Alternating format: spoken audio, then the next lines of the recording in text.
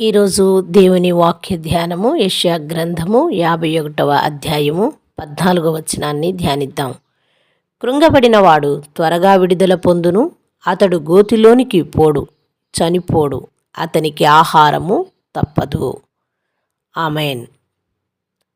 దేవాది దేవుని వాక్యము సెలవిస్తూ ఉంది, నీవు ఈ దినము కృంగిపోయి బాధతో వేదనతో ఉంటే అక్కడ నుంచి విడుదల పొందుతావు అని. నీవు గోతిలోనికి దిగజారిపోవు అంటూ ఉన్నాడు. ఈ కృంగిన స్థితిలో, అలసిన స్థితిలో, వేదన స్థితిలో ఈ జీవితం ఇలాగానే, ఈ కృంగుదలలోనే నా జీవితము అయిపోతుందేమో, ఇక నేను మరణిస్తానేమో ఎలా అని నీవు చింతిస్తూ ఉన్నట్లయితే దేవుని వాక్యం సెలవిస్తుంది, కృంగబడినవాడు త్వరగా విడుదల పొందుతాడు అని. పరిశుద్ధ గ్రంథములో దేవుడు చేసిన వాగ్దానములన్నీ మానవుల జీవితంలో నెరవేరుతాయి అని దేవుని వాక్యం సెలవిస్తుంది.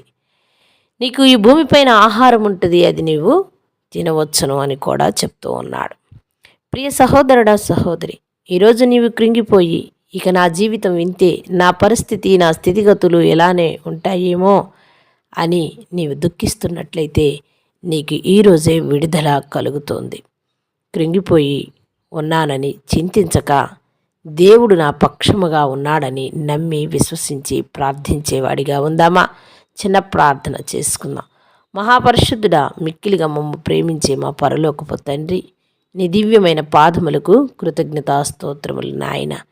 నిన్నే నమ్మి, నిన్నే స్తుతించి, నీ పాదముల యొద్ద పడి బిడ్డలందరూ కూడా నీ వైపే చూస్తూ ఉన్నారయ్యా.